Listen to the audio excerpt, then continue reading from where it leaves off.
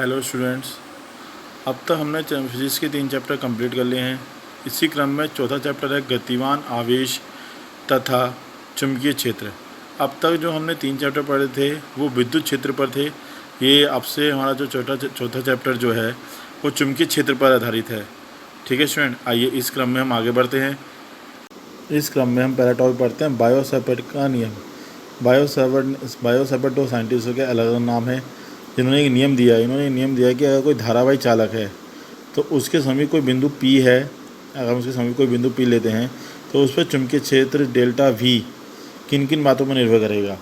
तो उसमें delta V पहला है कि डेल्टा V डायरेक्टली प्रोपोर्शनल होगा उसमें प्रवाहित धारा की, जो कि उसमें प्रवाहित धारा क्या होती है, I। धारा को किससे डिनोट करते हैं, I से। तो उन्होंने कहा कि जो चुंबकीय क्षेत्र है वो डेल्टा V डायरेक्टली प्रोपोर्शनल किसके होगा, धारा के, जो उसमें प्रवाहित धारा है। सेकंड पॉइंट उन्होंने कहा कि जो डेल्टा बी है वो डायरेक्टली प्रोपोर्शनल होगा डेल्टा एल। ये जो हमने जो तार ले रखा है वो स्मॉल एल लंबाई का ले रखा है। डेल्टा एल हमने इसलिए लिखा है क्योंकि हमने उसकी छोटी सी लंबाई ले रखी है। ठीक है ना, इसलिए यहाँ पर हमने डेल्टा बी भी लिख रखा है। ठीक है, तो मतलब कहने का मतलब डायरेक्टली प्रोपोर्शनल किसके होगा, उसकी लंबाई के।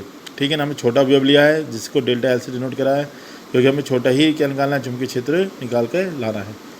थर्ड पॉइंट है इसमें कि डेल्टा बी जो है वो डायरेक्टली प्रोपोर्शनल होगा साइन थीटा की। ठीक है, तो यहाँ जो थीटा है वो क्या है, अवयव की लंबाई तथा अवयव को बिंदु P से मिलाने वाली रेखा के बीच का कोण है। ठीक है, तो ये क्या होगा, अवयव और अवयव को बिंदु P से मिलाने वाली रेखा के बीच का कोण। ठीक है, उसके भी क्या होगा, डायरेक्टली प्रोपोर्शनल होगा। ठीक है स्टूडेंट, और फोर्थ पॉइंट है कि डेल्टा बी इन्वर्सली प्रोपोर्शनल होगा अवयव की बिंदु P से दूरी पर, जो कि क्या है, स्मॉल r है। इस दूरी के क्या होगा, वर्ग के क्या होगा, इन्वर्स वर्ग उसके बीच की दूरी के वर्ग के इन्वर्सली प्रोपोर्शनल होगा। अगर हम चारों संबंधों को मिलाएं तो चारों संबंधों को मिलाकर क्या बनेगा, delta B proportional I del l sine theta upon r square. अब हमें पता ही है जैसे कि जब प्रोपोर्शनल साइन हटेगा तो यहाँ क्या आएगा, प्रोपोर्शनल साइन हटा के हम लाएंगे mu naught upon 4 pi I del l sine theta upon r square. ठीक है, अब यहाँ पर नया एक हम देख रहे हैं कि म्यू नोट आ रहा है। ठीक है, तो स्टूडेंट हम वैसे पीछे पढ़ चुके हैं कि एप्सिलॉन नोट जो पीछे हमने पढ़ा था, एप्सिलॉन नोट क्या था, निर्वात की विद्युतशीलता थी। उसी प्रकार यहाँ पे म्यू नोट जो है वो क्या है, निर्वात की चुंबकीयशीलता है। क्या है, चुंबकशीलता, या तो चुंबकशीलता बोल सकते हैं आप। वहाँ पे विद्युतशीलता थी और ये क्या है, चुंबकशीलता है। ठीक है ना, तो म्यू नोट क्या है, निर्वात की चुंबकशीलता है। ठीक है स्टूडेंट, जिसकी वैल्यू क्या होती है, mu naught is equal to होता है 4 पाई इंटू 10⁻⁻7। ठीक है, न्यूटन पर एम्पियर स्क्वायर। ठीक है, इसकी बीमा क्या होती है आपकी, ml (10⁻⁻2 (1⁻²).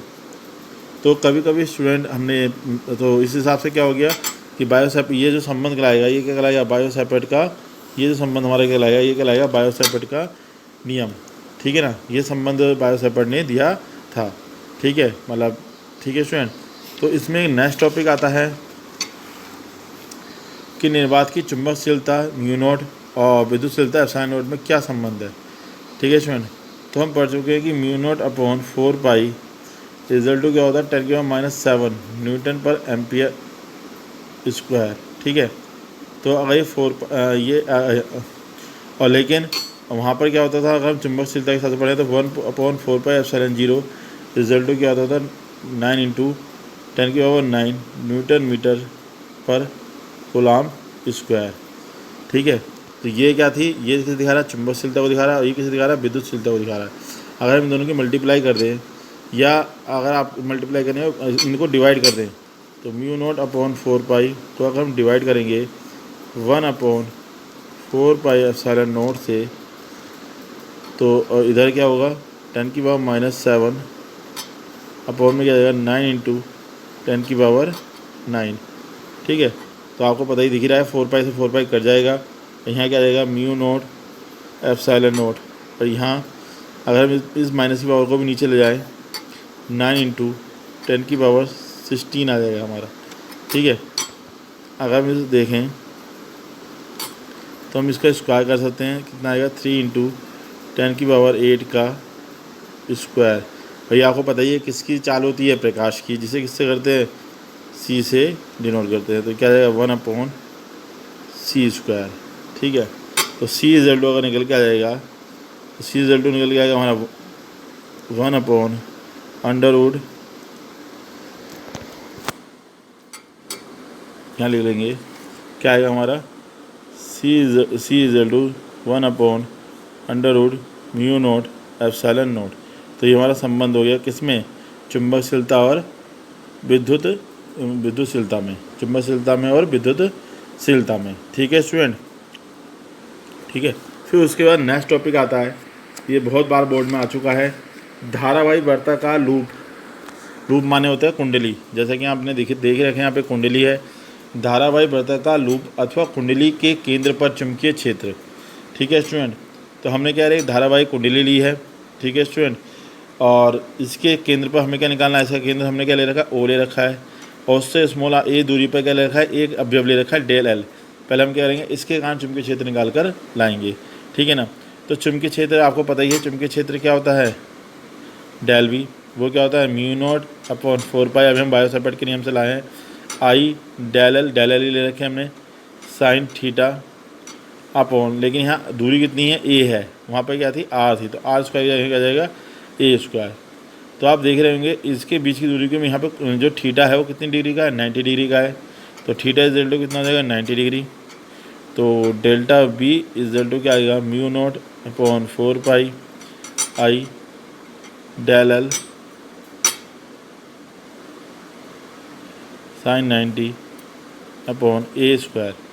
ठीक है स्टूडेंट, आपको पता ही है साइन 90 वैल्यू कितनी होती है, 1 होती है। तो I ΔL a² आ जाएगा। ठीक है स्टूडेंट, तो ये हमारा क्या निकल गया, एक छोटे से अवयव के कारण हमारा क्या निकल के आ गया है, चुंबकीय क्षेत्र निकल कर आ गया है। अगर आपको संपूर्ण चुंबकीय क्षेत्र निकालना है तो संपूर्ण चुंबकीय क्षेत्र निकालने के लिए क्या होगा, B हो जाएगा, और यहाँ क्या जाएगा, आपको पता ही है समाकलन का साइन लगा देते हैं या सम का साइन लगा देते हैं। तो सम का साइन क्या होता है, उल्टा Z करके आप जो बनाते हैं, I ΔL a²। अब संपूर्ण निकालने से हम क्या लिखेंगे, या V लिखेंगे। तो आपको पता है ये सब कांस्टेंट है, ये सब क्या हो जाएगा, बाहर निकल कर आ जाएगा।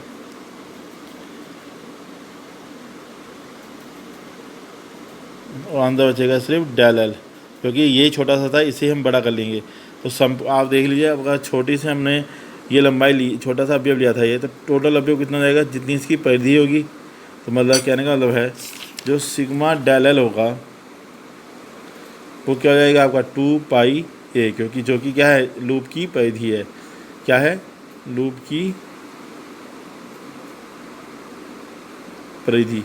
ठीक है स्टूडेंट, अभी क्या होगा, लूप की परिधि हो गई। तो वहाँ पर हम B इज इक्वल टू क्या जाएगा, μ0/4π I² × 2πa।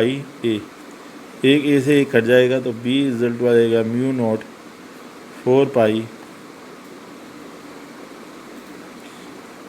अब 2π से 2π इसको भी काट सकते हैं। तो यहाँ पे जब आएगा तो हम सीधे लिख देंगे, या 2π से इसको भी काट दो तो कितना आएगा, μ0/2 बचेगा, क्योंकि पाई से पाई कट चुका होगा, IA। ठीक है, अगर n फेरे हैं, कैपिटल N फेरे हैं, तो क्या जाएगा, μ0 कैपिटल N I/2a।